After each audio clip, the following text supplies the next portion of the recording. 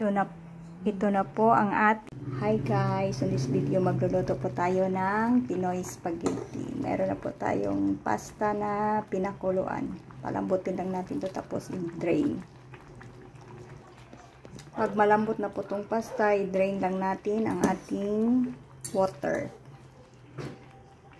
Siya nga pala, ang tubig na ito ay nasa 2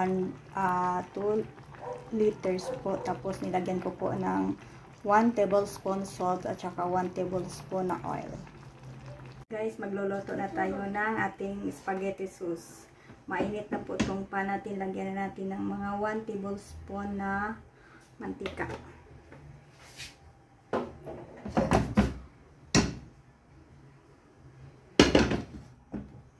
Na po itong mantika, ilagay na natin ang ating ground onion and garlic. Biniling po ito na onion at saka garlic. Tinang butter. Lagay natin ang ating butter. Pangpasarap,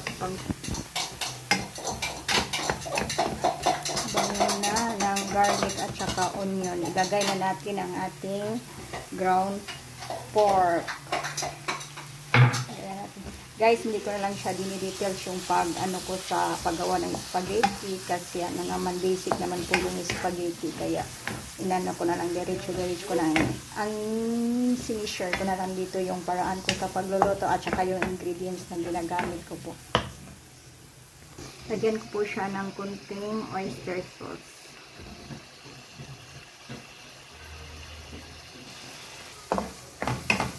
Halu-haluin lang natin hanggang sa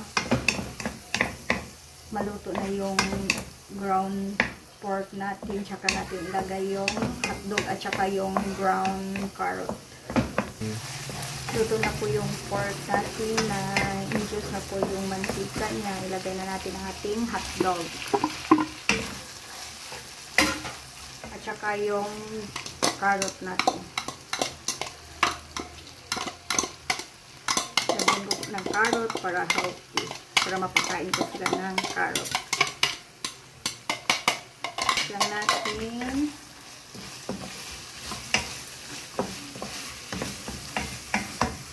Lagyan po natin ng kunting salt. Tsaka pepper. Maraming pepper. Ito na po yung tomato sauce.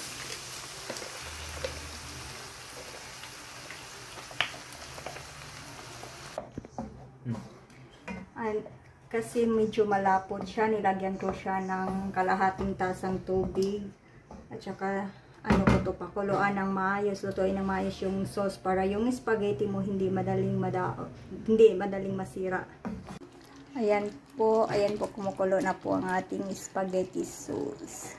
Continue stirring lang po at sa medyo slow fire lang.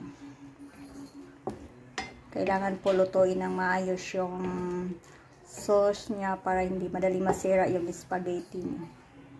Kahit buong gabi o buong araw hindi mo ilagay sa table lang, hindi siya masira. Hindi mapanis yung spaghetti mo kapag niluto mo ng maayos yung sauce niya.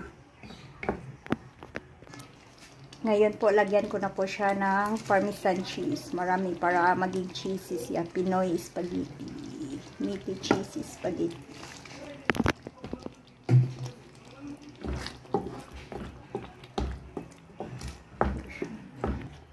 Ngayon po, lagyan ko siya ng mga 1 tablespoon na condensed milk. Estimated ko lang po yun para pang patamis.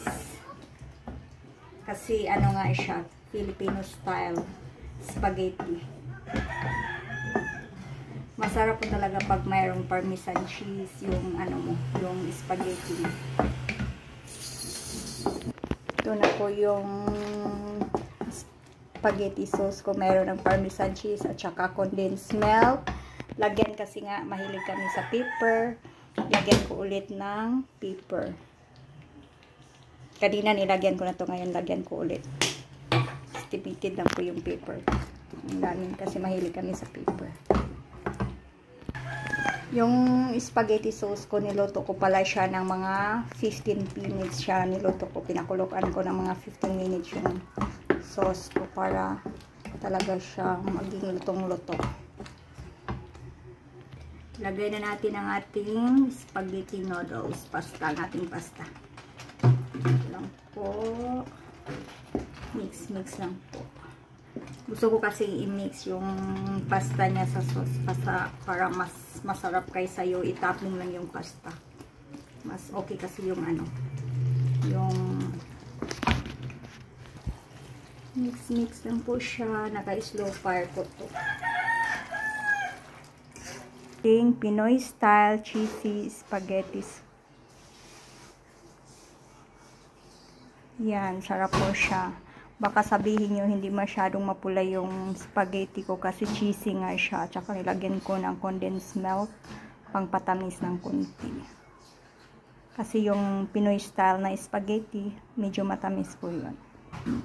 Yan po, tara na, let's eat!